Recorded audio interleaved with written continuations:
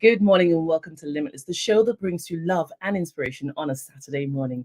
And today we have a wonderful, insightful guest. His name is Professor David Stupples. He is involved in military information warfare, which includes investigating cyber attacks. He's also a professor of information systems at City University of London. So without further ado, please welcome my guest, David Stupples. Welcome, welcome, welcome. Welcome, Maria, and it's a pleasure being with you. And it's also a pleasure being with all of your listeners today. Lovely, lovely. Thank you. Thank you so much for accepting our invitation. It's really, I believe today is going to be a really interesting interview. I know that you are full of information. I see you as a fountain of knowledge, as a professor in City University, and of course, you specialize in investigating cyber attacks. So I want to talk a lot about that today. But firstly, I'm intrigued. How did you get into information warfare?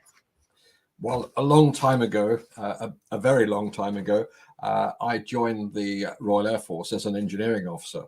And after a number of years, they decided that I should work in the information elements of the services. And then we moved into information warfare, which, of course, is just as important as the flying planes and shooting guns.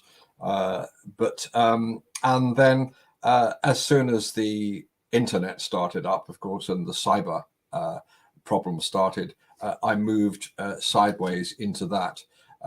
And use my knowledge of information into investigating and looking at cyber attacks, and also trying to come up with better ways to fight against it. And of course, you said something that's really interesting. You talked about, back then flying planes and shooting guns, and of course, you're moving into. It's almost as though you were. They put you in a position where you are needed now. Really needed now. This is the warfare now, isn't it? It is. They probably moved me out of it because I wasn't very good at the other. But it is, and it's the more you get into it, the more you understand it. So Yeah.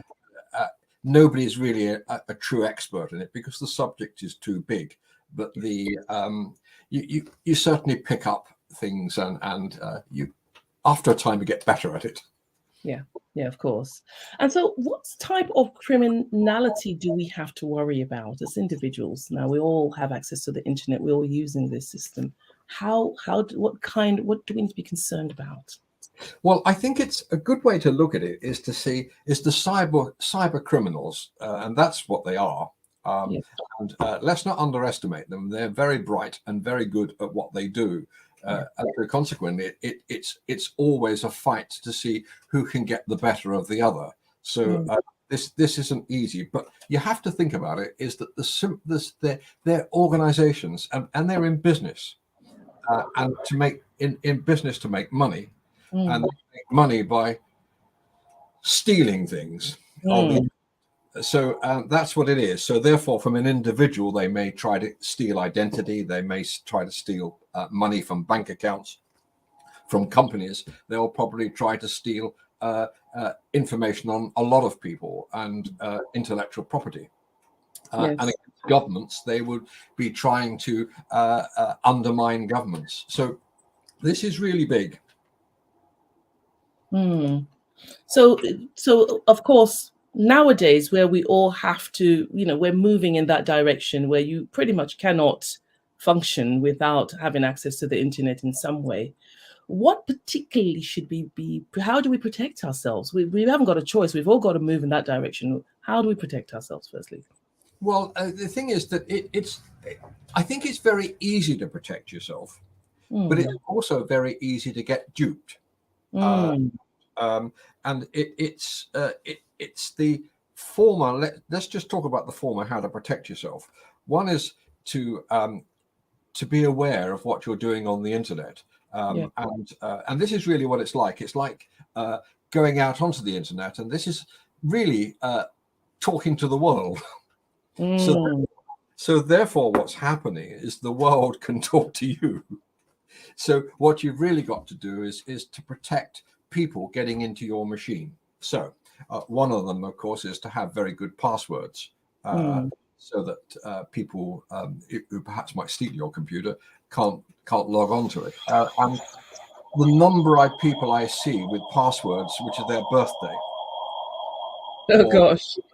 or their mother's maiden name, or their dog's name, etc., etc. The criminals, they can work this lot out, because what they do is they'll monitor you and then find out from your emails and from things you do what could be a possible password.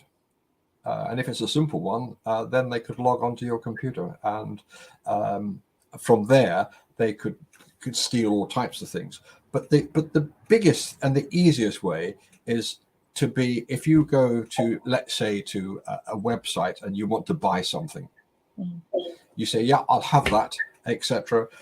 You then put all your bank details in, but what you've actually done is put your bank details into a spoof template. And now they've got your logon details, they've got your bank details, your PIN numbers, etc., etc. So that's a simple way, is only buy things from sites you understand. That's the very first thing. And never ever give your bank details.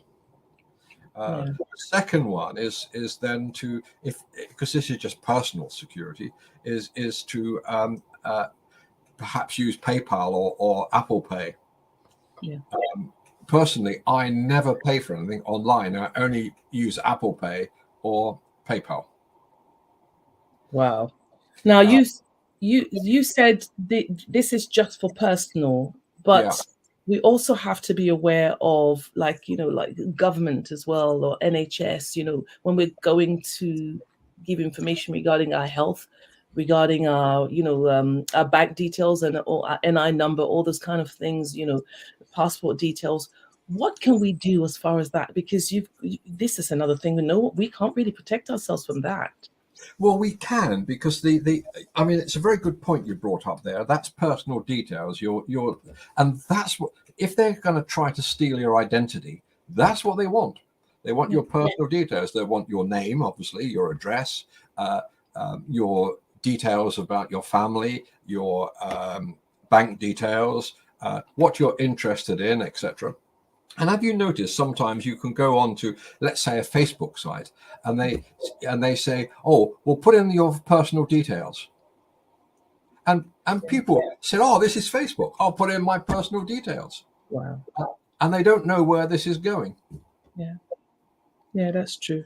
And I know, as a Christian site, you wouldn't believe but I think people should lie a lot more.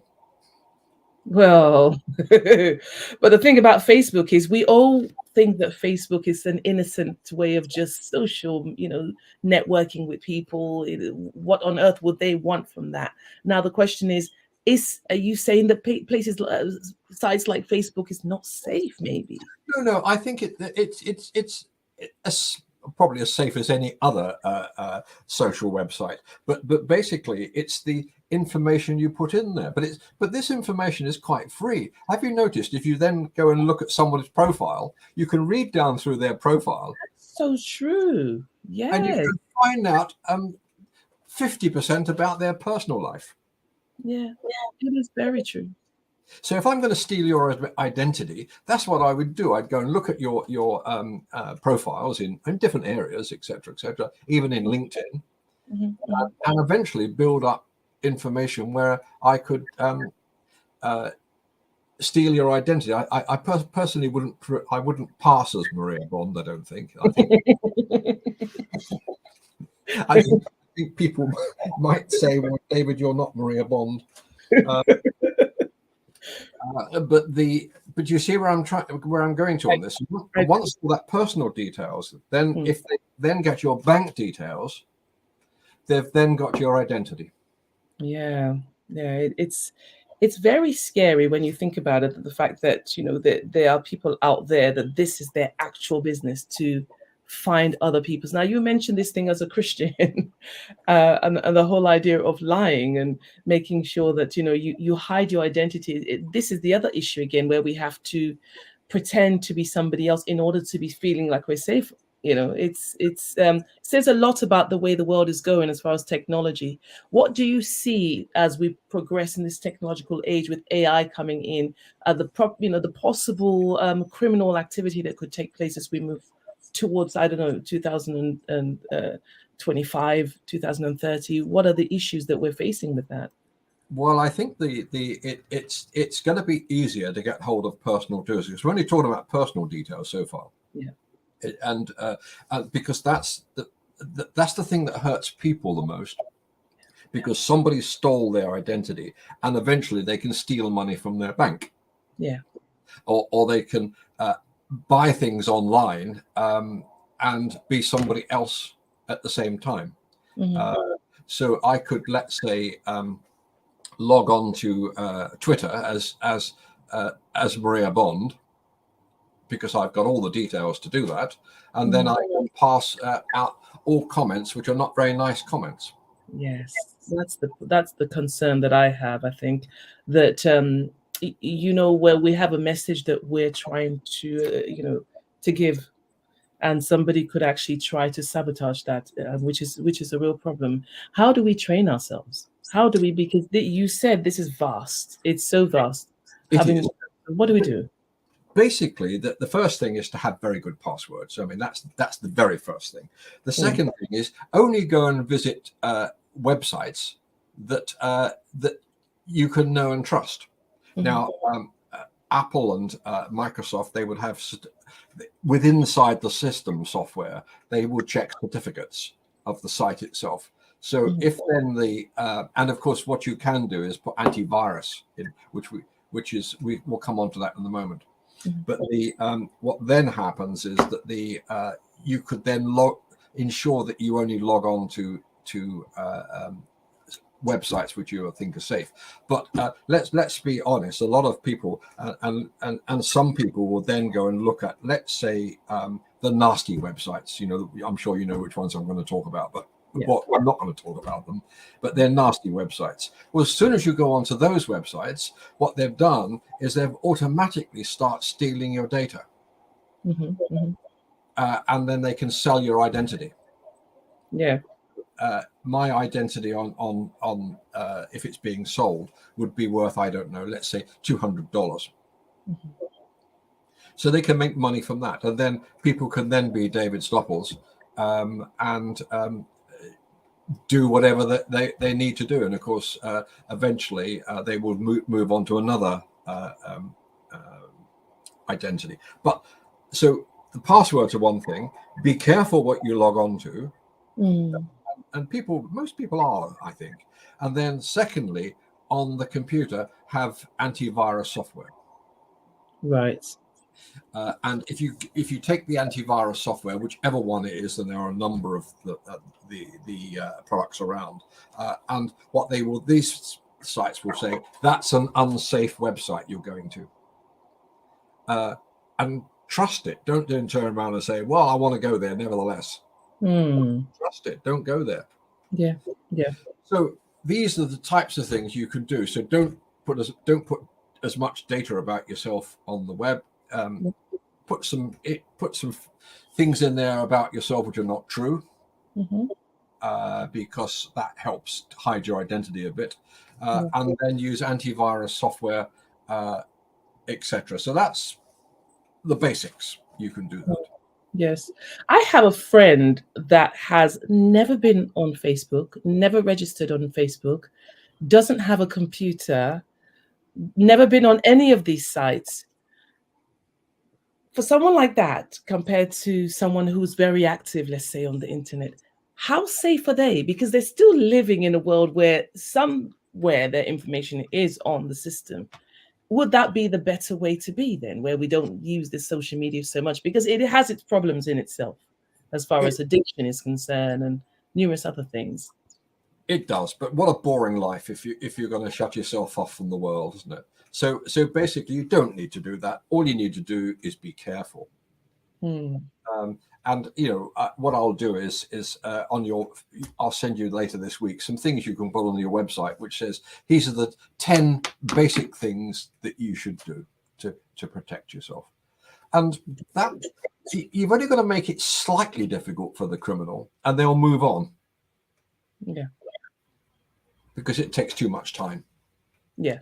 And there's many other people Yeah, that and you're in the sea. right about AI, because once AI comes in, the AI systems will then pursue the people's identities and other information they can get. So this is we need a whole bunch of new protections soon. Tell me about that, please. This with the AI, with the emergence of AI, what do we need to be concerned about? Because not many people are excited. I've been hearing mixed views about this. People are intrigued, excited, not knowing enough about it or knowing enough about the problems that face us. What should we be concerned about primarily with AI? I think that what AI does is make a if it's a cyber criminal, if you've got somebody just coming into a new cyber criminal, he's just or she has just decided to become a criminal. Yeah. It would take years to become a good criminal. Yeah. But with AI, it might be only a week or 2 weeks. Wow. Because the AI system, which has been learning from all the professionals what to do, is helping out the new person. So that's one thing that we would be we would have to be careful of. But nevertheless, if you still take the basic or follow the basic principles and put in a few of the protections, you'll even defeat AI systems. So tell me about the systems or the software and the hardware that is best at the moment. We talked earlier on about Apple Mac possibly at the moment being much more safer. Can you explain to me whether it is still safe? Let's talk about that a little bit more. What software and hardware can people be purchasing? It is. Most of them are quite safe, but if you have an operating system, you have an Apple Mac there, don't you? Yeah. And the Apple Mac's operating system, that's the bit of software that runs in the computer that makes it work. Yes. So what you then have to do is ensure that that is always up to date. So as soon as the manufacturer, Apple or Microsoft, send you an update it. Yes. I won't leave an update more than 24 hours. And that's with your iPhone or Samsung phones, etc. As soon as it comes in, then fix it. So that's the first thing. So now your computer is sort of safe now. Then you'll have antivirus on there. And get a very good one, and several of them. I'm not going to advertise, but there's several of those around. And then make certain that's always up to date. Yes. And this is not a big job. Because most of them update overnight. And then follow the rules of not putting enough data out there about yourself. Be careful where you log on to, and you'll really become better than 90% safe on the internet. Just with those few things. Yes. So as far as because I know that selling of information, as you just said just now, is big business, even within the corporate companies. At the moment, a lot of corporate companies do take information and they sell it. This has been going on for years, decades. It's not something that just began now. And so what do we do as far as legally to prevent that from happening? So that because I find that, I will suddenly, I don't know, join some organization, financial system, and then I'm all of a sudden getting all these telephone calls from people trying to sell me something or trying to ask me sorts of information that I know it's not legitimate. So what do we do as far as legally preventing our information from being leaked or sold or given to a third party, for instance? Well, we're in deep water now. How do they? You see, a lot of organizations combine. Now, you live in Manchester, usually, you say. And do you have a loyalty card with one of the big supermarkets? Who doesn't? Well, now they've got all your information. So basically, and you're quite right, who doesn't? So therefore, they have and they're not allowed to sell the information, and I'm sure they wouldn't, with your name associated with it. because that's certainly illegal. But what they can do is sanitize it. So what they can then say is that this type of person, Joe Bloggs, and that's David Stupples, and then Mary Smith, and that's Maria Bond, buys all this type of thing, food, buys these type of clothes, etc., etc. So therefore, that information is worth a lot to companies that make clothes or buy food. So a lot of that data goes that way. So and also your gymnasium data. You do you have a Fitbit? No. Well, lots and lots of people have these fitness things they have on their wrist, etc. Well, what that's doing is giving all their medical information away, and how much they exercise, and how much, and the where they go, because their telephone will give the where they've been, because it's like wearing a tag around your ankle. Well, this is the problem, actually, because I once, a few years back, or a good few years back, I was given an iPhone, a smartwatch, an Apple smartwatch. And when that Apple smartwatch would start saying to me, like, breathe, your heartbeat is rising, you need to calm down, maybe. And I'm thinking someone has just gotten on my nerves, maybe. And the Apple Watch is trying to calm me down. I was like, what is going on? I literally had to take this thing off my wrist, because it was like some voice out there that's following me and monitoring everything I do. It looks like you're jogging right now. I'll put it on jogging mode. I'm like, what? Yeah, you should drink a coffee. but all that data is being collected on you. Yes. So now what you've got is data that's all on your fitness, where you go for the gymnasium, where your medical status, because it measures your blood pressure, it will measure your sugar levels, etc. And some of them are heart rate monitors. They will measure not only the heartbeat, but also the variability in the heart rate as well. So they now know a huge amount medically about you. They know what you buy, because that's information is getting out somehow. And then they, from your Facebook, all of your family details and whatnot. Can you see how this data becomes very usable? Oh, I know. It's scary. Now, the cyber criminals can buy this data. Yeah. Now, Tesco's or big supermarkets certainly wouldn't sell it with your name on. But there are ways of which you can work out whose data it is. Yes. It's possible to do that, and there's no criminality on the part of the people at the supermarkets, etc. But if you can put a name on that data, then the identity is they have a complete view of you. So.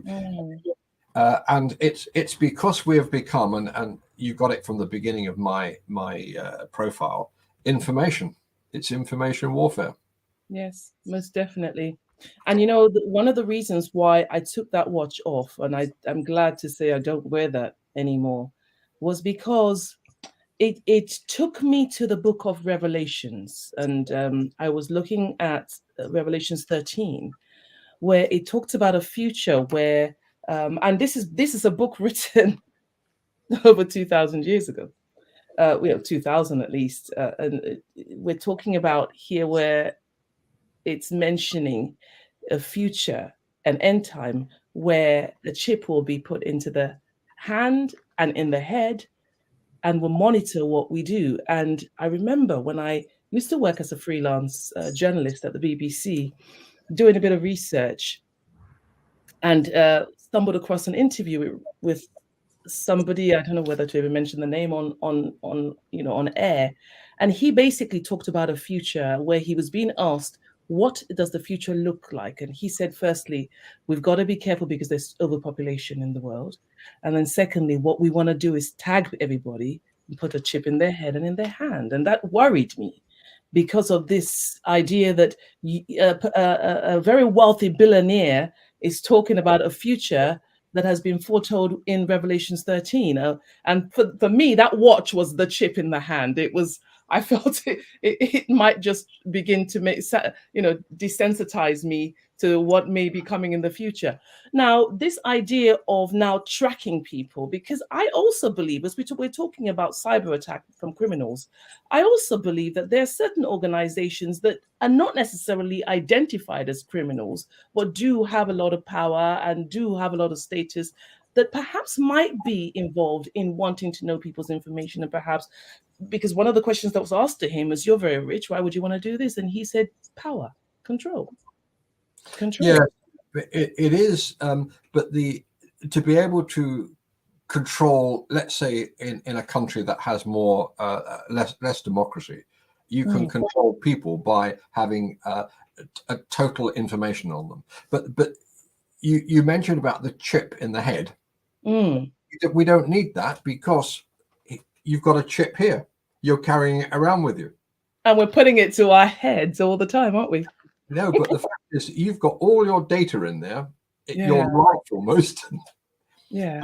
And that is, if you can hack this, then what you've then got is a whole bunch more data about the people. But hey, it's just protecting this. But I can tell you that there are ways of getting data off here which you would never know about. So it's you could walk past into a station, let's say to catch a train, and somebody's sitting there with a laptop, but the laptop is acting as a base station. So basically, the phone will immediately log on to the base station, just for a few seconds. Yeah.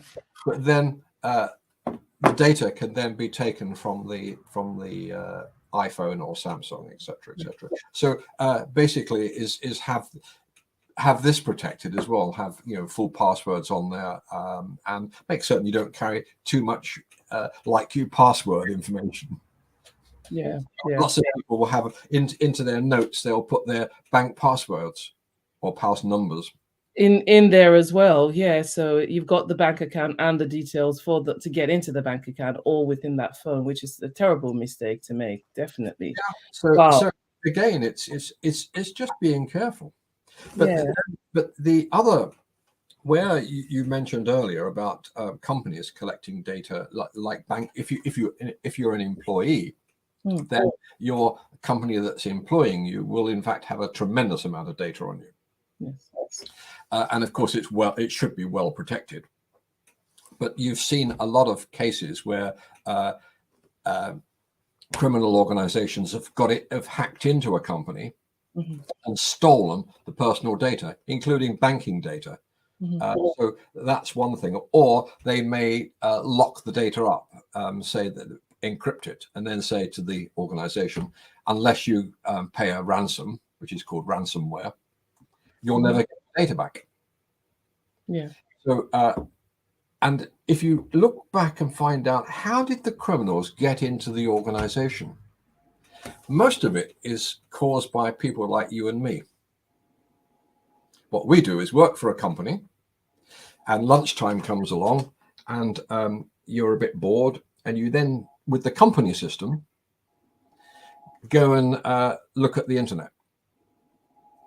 And there's a system called drive-bys, which means if they can get you to log on to a particular website, in other words, a drive-by, as soon as that happens, they can load malware or bad software down through your terminal onto the company's computer. So this is another form where they can get, first of all, into the company system, so they could steal company data, but they can also steal your personal data as well. Now, companies do a lot of work to make certain that doesn't happen, or try not to. So they would take great deal of, or invest in a great deal of protection for their systems to do that. And that includes firewalls and special passwords. But you can't stop the weak link. And the weak link might be an employee. Yeah, exactly. So, I mean, we've come to the end of the interview, but there's one more question that I wanted to ask, because I know that you are a professor of information systems at City University. Now, there's been a lot of talk about AI taking over many people's jobs. The young people that I mentor have been concerned about a future where the jobs that they were aspiring towards may be obsolete. There may not be a place for them. Would you advise that as we move into, the 2030, we've got another 7 years, 6.5 years to go, that young people should be looking more into information systems training, or looking at cyber attack or surveillance or navigation systems? Do you think that would be the wisest thing to do in order to secure job security? That's a very good question, and we could talk about this for about 3 or 4 hours. Which we don't have, but the short answer is yes, and there are lots and lots of jobs which are what I would call AI proof. Yeah. So anything that to do where you're doing a lot more of the thinking and a lot more of the providing a lot more expertise into something like computing or whatnot, they're the jobs to get into. For instance, I think the AI systems, first of all, are working just as, if you like, helping you do things. So basically, a student can ring up and say, "Can you write me an essay on Henry VIII?" Yeah, and the particular AI system will give an essay, etc. It's cheating if it's at university or school, but that's what will happen. So for the next 2 or 3 years, that's what will happen. But as we start moving AI into doing work, so through robots or robotics, then that starts to take over some of the jobs. So you could say a train driver, for instance. There's no reason why an AI system couldn't drive a train or fly an aeroplane. Yes. And so therefore you should look at the jobs themselves and move, if you like, into high-tech areas. Or higher tech, not necessarily high tech, and keep it up. And people from I have a Nigerian friend. A lot of the Nigerian students at the moment are going into computing, aren't they? Yes. And the students I get from Nigeria, they almost come with a skill of being able to program. So I think that what we would need to do in this country is ensure that the children, when they leave school, have got all these skills to move on to the higher skill jobs. Yeah. And I think that's really, really important. Fantastic. Thank you so very much for being an amazing guest, David Stupples. I really do hope that you're able to come and see us again. I think as things change, technology changes, information changes, it would be good to be able to get your take on, anything to do with cyber attack or, information warfare. So yeah, thank you so very much. And it's been a real pleasure. It's been a pleasure talking to you, and I hope your listeners get something out of it. If they've got any questions, they can always come back through you, and I will try to answer some of them. How can people get contact with you? Is there are you on social media? How do people get to know what you're doing and what you're up to? If they log on, if they go to the university, that would be the best way to do it. Okay. And if you want to put mine, if you just put my name in the internet, David Stupples, and then put just David Stupples. Yeah. And to be honest, actually, with all that we've said today, I doubt if you would have had a social media account. I was taking a chance on that one, and I thought, well, hang on a second. He's just advised us to not make that available. But thank you so very much. And people, you've heard now, go to the City University in London website. If you want to find out more, you want to send him a message, ask more questions, you can send stuff to us as well, and we will make sure that we pass it on. And so once again, thank you so very much. And hopefully we will meet again soon. It's a pleasure talking to you, Maria. Bye-bye. Thank you. Bye.